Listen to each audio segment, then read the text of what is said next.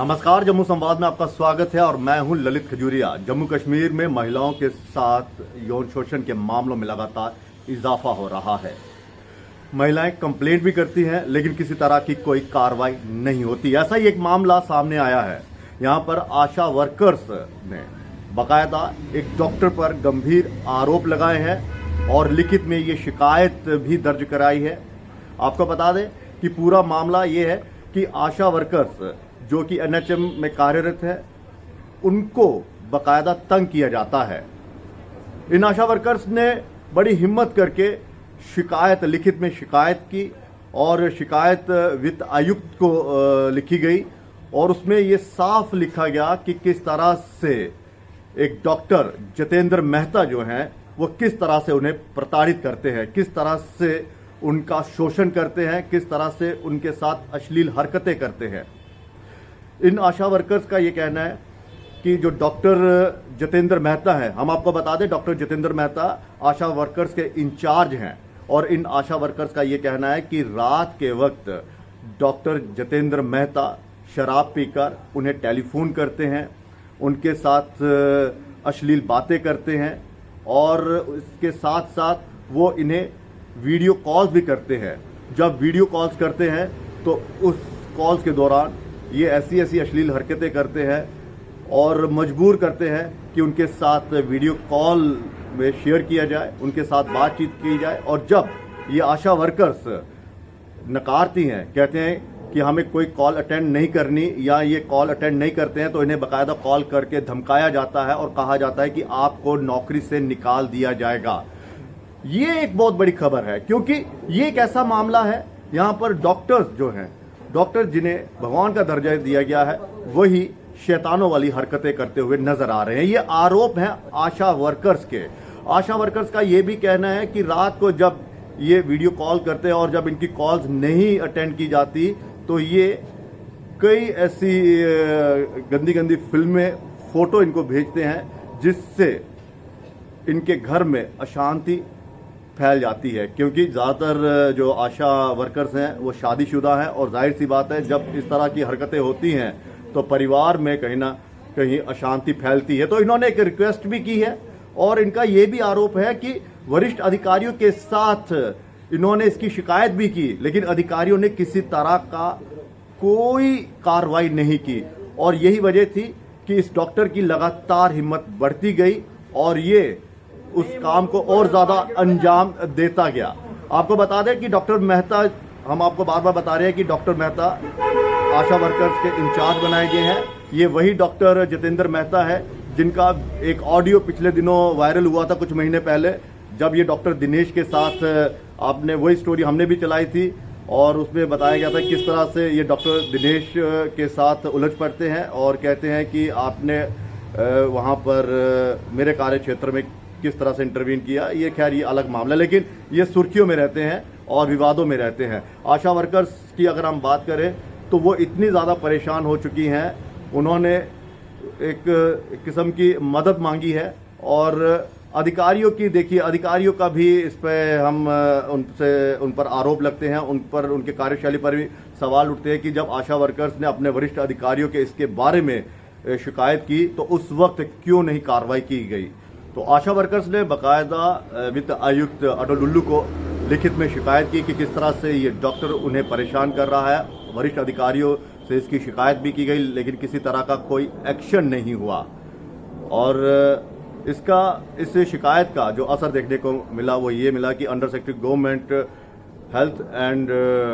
Medical education ने बाकायदा एक जांच के आदेश दिए हैं और डीजी प्लानिंग एंड स्कीम को ये साफ कहा है कि आप इस जो लिखित शिकायत दी गई है इसकी जांच कीजिए। ये आपको बता दें कि ये शिकायत पिछले महीने की 14 दिसंबर को दी गई और आज देखिए, आज मेरे ख्याल में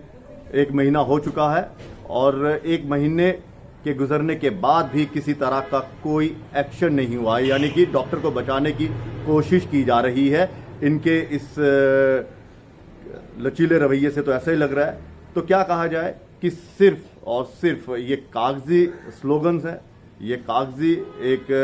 स्लोगन्स है कि महिलाओं के साथ अगर कोई इस तरह की हरकत करता है तो उसके खिलाफ कड़ी कार्रवाई की जाएगी। लेकिन मिसाल आपके सामने है कि 1 महीना हो चुका है इस शिकायत को, और जबकि बड़े अधिकारी ने खुद इसमें इनिशिएट किया है और उन्होंने कहा है कि इसकी जांच की जाए, लेकिन 1 महीना गुजरने के बाद भी किसी तरह का कोई एक्शन नहीं हुआ है। और जब इस तरह के एक्शन नहीं होते हैं तो जो इस तरह के लोग होते हैं उनके हौसले और ज़्यादा बढ़ते हैं। शायद डॉक्टर जितेंद्र मेहता का भी हौसला इसलिए बढ़ा था क्योंकि जब उन आशा वर्कर्स ने वर्बली अपने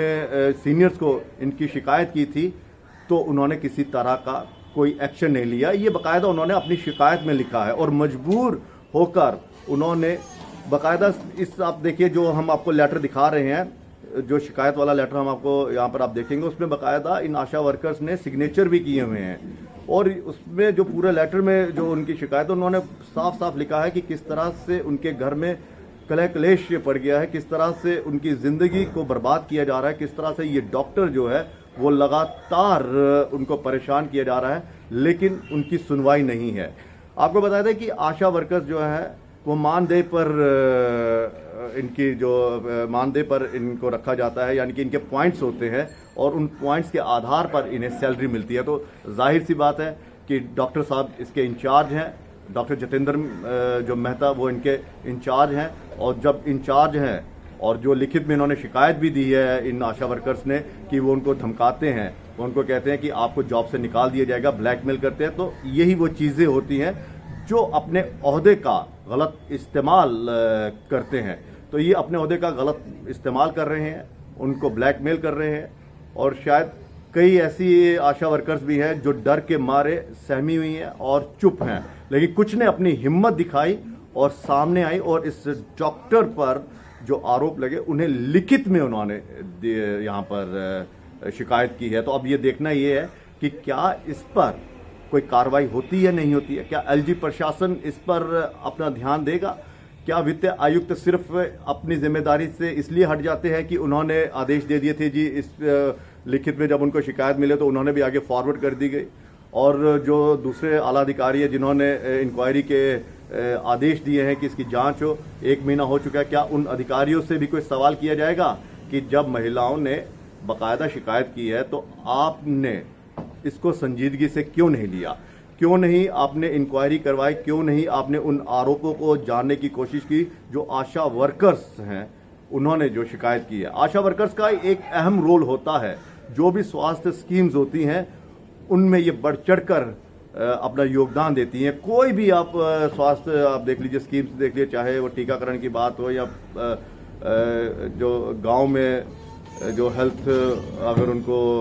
जॉब्स दी जाती है वहाँ पर ये जाती हैं, बाकायदा डोर टू डोर ये स्कीम्स के बारे में भी बताती हैं। अब कोरोना काल में भी इनकी अहम भूमिका थी, और अब जब वैक्सीन जब लगानी थी तो इन आशा वर्कर्स को सबसे पहले लगाई गई। तो एक अहम रोल है, लेकिन इतना अहम और इम्पॉर्टेंट रोल निभाने के बाद भी अगर इनके साथ इस तरह का व्यवहार किया जा रहा है तो मुझे लगता है कि प्रशासन पर भी सवाल उठते हैं और उन आला अधिकारियों के पर भी सवाल उठते हैं कि जिनको लिखित में तो शिकायत दी गई लेकिन उन्होंने कोई एक्शन नहीं लिया। और यही वजह है कि इस तरह के डॉक्टर्स जो हैं वो फिर अपनी इस मनमर्जी को और आगे बढ़ाते हैं, क्योंकि उन्हें डर तो किसी बात का होता ही नहीं है। उन्हें मालूम है कि अगर शिकायत की गई